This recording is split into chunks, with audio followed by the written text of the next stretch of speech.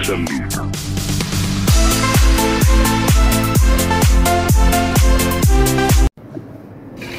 Assalamualaikum warahmatullahi wabarakatuh. Teman-teman sekalian yang menyaksikan video ini, perkenalkan, nama saya Fitriana Nurjannah. Saya salah satu dari pegiat muda Aswaja Universitas Wahid Hasim Semarang.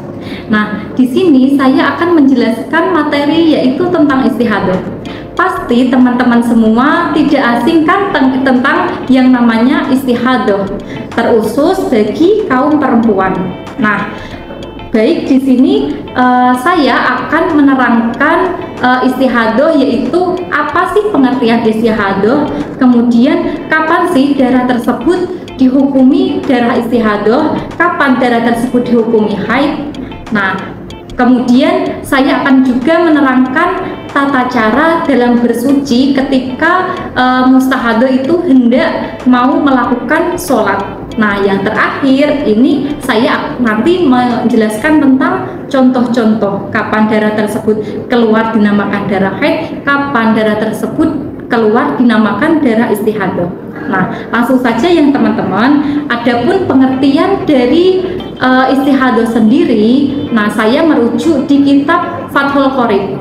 Di kitab Fathul Qorib, yaitu karangan Syekh Muhammad Ibnu Qasim Al-Ghazi, yaitu tertera pada lafal Bismillahirrahmanirrahim, wal istihadatu aidamuha wa damul khariju fi ghairi ayyamil haidi wan nifasi la ala sabili sihati. Nah, teman-teman, jadi pengertian istihadah menurut kitab Fathul Qorib ini yaitu keluarnya darah dari vaginanya seorang perempuan.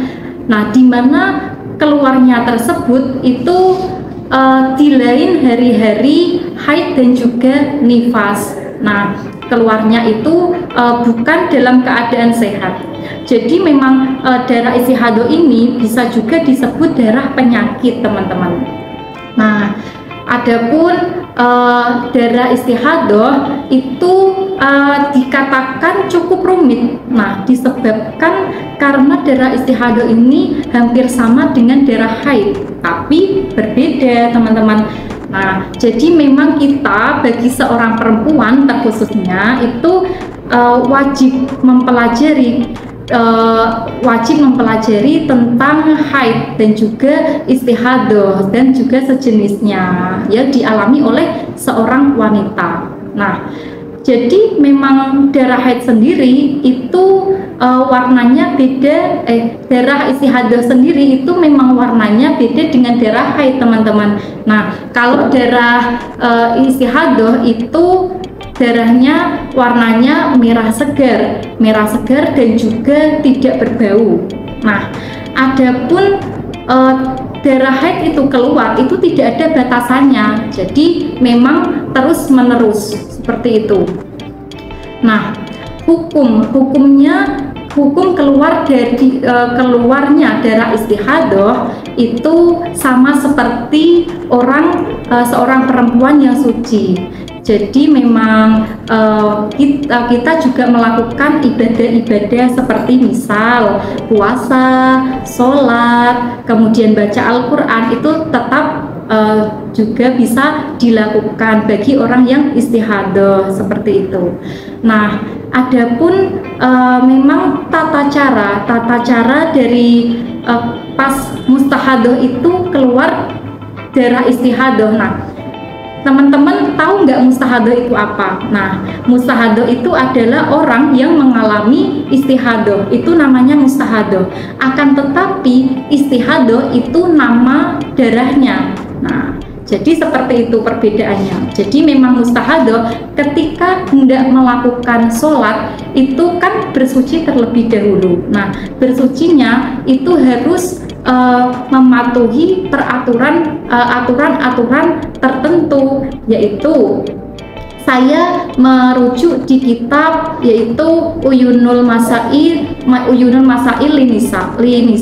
Nah, di situ diterangkan bahwasanya memang tata cara orang yang istihadah ketika hendak bersuci itu yang pertama membersihkan farjinya terlebih terlebih dahulu dari kotoran, dan juga darahnya ini dibersihkan sampai bersih.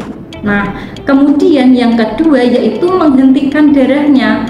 Menghentikan darahnya itu dengan cara apa sih? Itu ada dua cara, teman-teman. Yang pertama yaitu menyumbatnya dengan memakai kapas, dengan memakai tisu atau dengan kapuk. Nah, sehingga pokoknya untuk mencegah darah tersebut itu keluar seperti itu. Nah, akan tetapi teman-teman, biasanya seorang perempuan itu ketika menyumbatnya itu merasakan sakit, maka boleh dilakukan dengan cara yang kedua seperti itu.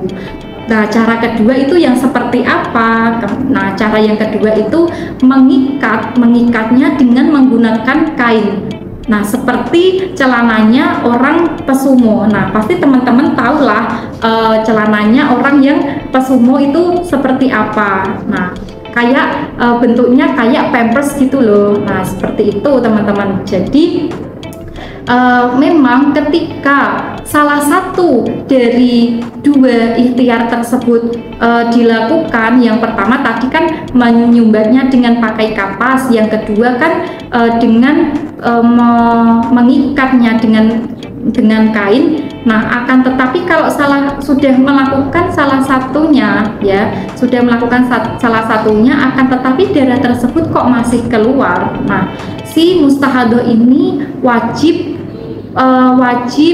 dua-duanya, menggunakan cara dua-duanya, yaitu dengan yang pertama menyumbatnya dengan menggunakan kapas, yang kedua juga menalinya atau mengikatnya dengan menggunakan kain, sehingga itu untuk mencegah keluarnya darah. Nah, akan tetapi teman-teman, kalau kita sudah melakukan dua cara menghentikan darahnya tersebut, akan tetapi darah masih tetap merembes, darah masih tetap keluar ketika kita sholat, maka itu dimakfu, tidak apa-apa karena darurat, seperti itu. Nah, yang ketiga yaitu tata caranya wudhu dengan mualah itu terus menerus. Jadi memang setiap kita hendak melakukan sholat fardu, kita harus berwudhu terlebih dahulu. Memang ada sebagian ulama yang mengatakan bahwasanya orang yang istihadah itu ketika hendak mau sholat itu mandi dulu, itu ada. Tapi saya mengambilnya rujukan di kitab Uyunul Masailin Nisa, itu cukup dengan membersihkan, cukup dengan membersihkan saja gitu. Nah, adapun wudhunya bagi mustahadoh itu berbeda dengan wudhunya wanita yang suci. Nah, perbedaannya itu dalam hal apa sih? Nah, perbedaannya itu dalam hal niatnya. Kalau orang yang suci ketika niat wudhu itu niatnya lirofil hadasil, akan tetapi kalau orang yang istihadah itu listibahatis sholah. Jadi niatnya sebagai berikut: Bismillahirrahmanirrahim, nawaitul wudhu'a listibahatis sholati fardhon lillahi ta'ala. Seperti itu niatnya bagi orang yang istihadah, teman-teman. Nah, setelah kita sudah melakukan tadi, yang pertama membersihkan farji, kemudian yang kedua yaitu menyumbat farji agar tidak keluar darahnya, kemudian yang ketiga wudhu. Nah, ini yang terakhir, ketika kita sudah melakukan tata cara tersebut, kita langsung sholat ya, seperti itu. Jadi memang kalau ketika orang istihadah itu cukup rumit ya teman-teman, tapi tidak apa-apa, itu tidak masalah. Yang penting dari kalian sudah mengetahui apa sih darah istihadah itu. Nah, bagaimana tata caranya supaya ini darah untuk mengatasi darah istihadah ketika kita mengalaminya, seperti itu. Terkhusus itu untuk kaum perempuan ya, seperti itu ya. Nah, teman-teman, tadi kan saya sudah menjelaskan mengenai pengertian, yaitu dan juga kapan disebut keluarnya darah istihadah, kapan disebut keluarnya darah haid. dan juga tata caranya. Nah, yang terakhir saya akan menjelaskan contohnya ya. Ada contoh 1, ada contoh 2. Nah, di sini ada keterangan KD1, B dan juga KD2. KD1 itu keluar darah yang pertama, B itu darah berhenti, kemudian KD2 itu keluar darah yang kedua. Nah, di sini keluar darah yang pertama itu selama 6 hari. Oke, selama 6 hari itu si mustahadah itu keluar darah. Kemudian darah itu berhenti selama 9 hari. Nah, 9 hari itu masa suci. Nah, suci si mustahadah. Nah, kemudian si mustahadah keluar darah lagi yang kedua, yaitu selama 5 hari. Nah, kemudian darah keluar yang pertama sama darah yang berhenti itu ditambahkan, jadi 6 hari tambah 9 hari, yaitu ada berapa? Ada 15 hari. Nah, 15 hari genap 15 hari itu darah ini dinamakan darah haid. Nah, darah haid. Nah, dan kemudian darah itu keluar lagi yang kedua selama 5 hari. Selama 5 hari dengan cara terus menerus, yaitu berturut-turut. Nah, ini dinamakan darah istihadah.